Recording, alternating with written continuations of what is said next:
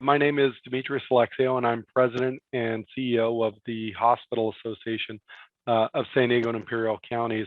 Obviously, I work in healthcare, which is an industry, I think, especially in light of the pandemic, one that has really been highlighted. But the healthcare industry, I mean, it's anything from clinical, which obviously you'd go to medical school or nursing school, but there's also a whole administration track, which can be anything from running a healthcare facility or doing work like what I do, which is more advocacy and policy related work. Though earlier in my career, I've also done operations in the hospital and healthcare space. I would say what drew me to this industry is just the desire to help people, to make a difference, to be engaged in the community, and doing health administration related work really gives you that opportunity.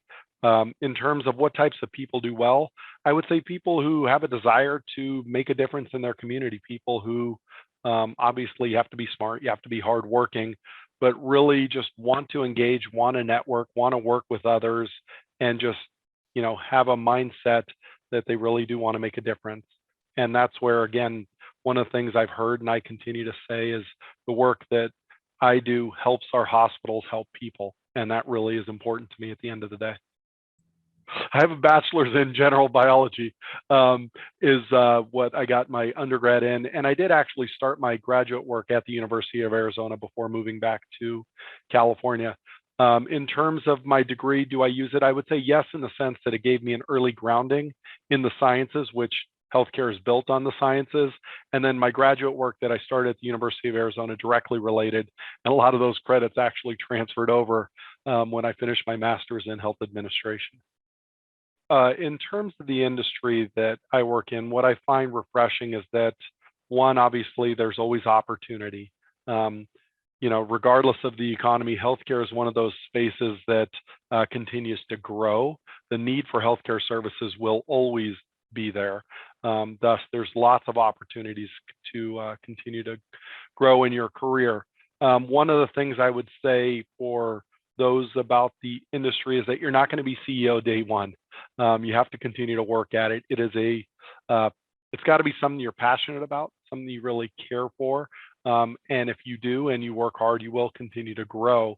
In terms of the industry, there's no one set track is probably the one thing I've always told students and those looking to work in healthcare. If you want to be an attorney, you go to law school, you pass the bar exam, you're an attorney.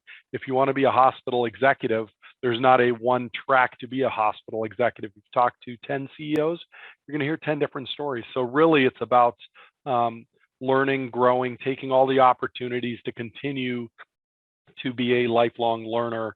It's joining the professional associations. It's taking the opportunities within your job to continue to expand your skill set and grow. And it's just networking more than anything else. Continue to build your network because you really never know who you're going to work for, work with, and want to hire in the future.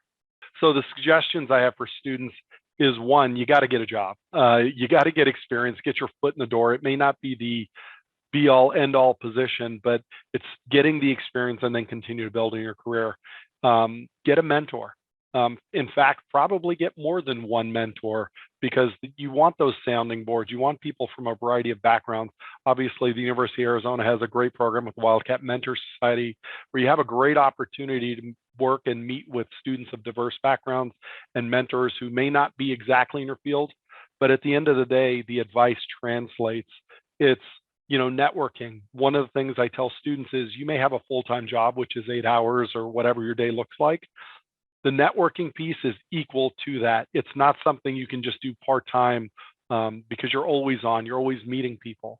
I can tell you, as I look back to my time at the University of Arizona, I have classmates who are now hospital CEOs, who are ED docs, who are pharmacists across the spectrum. So building those relationships, there's people who I've reached out to or worked with or helped even. So it's building that network even within your class. It's not always just looking at saying, oh, that person's a CEO, I want to add him to my network. It's your classmates too, because you never know where they're going to go in their careers and where you could meet them in the future. And it's just working hard. It's not just doing your job, but it's finding opportunities to work on projects that may not be within quote unquote your job requirements, because those are the skills that you're going to continue to grow. And then it is continuing, as I've said, to be a lifelong learner, finding the education opportunities to continue to grow your skill set. And the one that I always laugh, because I have taught in the past as well on faculties, is read the paper, read the current events, read the news, because it's going to give you a good grounding. Your education is sort of that building block, but then it's all the current knowledge and it's all the trends and things happening within our industry that will continue to add to your thoughts, to your knowledge base, and then use those opportunities to talk to your mentor about what you are hearing, what it means, how you can best continue to grow your career. So I think there's a lot of opportunities, but probably the first place is getting that mentor. It is getting that job. It is getting that grounding, working hard. The other piece I didn't say, but I also want to reiterate, is join the professional association, whatever it is. So if you're in health administration, it might be the American College of Healthcare Executives. If you are wanting to go into finance, it might be like HFMA or other associations, but that also gives you like-minded individuals who can help you along the way as well. You know, as I look back to my time at the University of Arizona, one, it's a great campus. It's a large campus, which means you have a diverse student body. So you're meeting people from all over the place. You're sort of that little fish in a big pond sort of mentality, which isn't really that far off from what happens when you start to work in the field. If you work for a large employer, you might have 8,000 people. So you really have to use those opportunities to build those relationships, to network.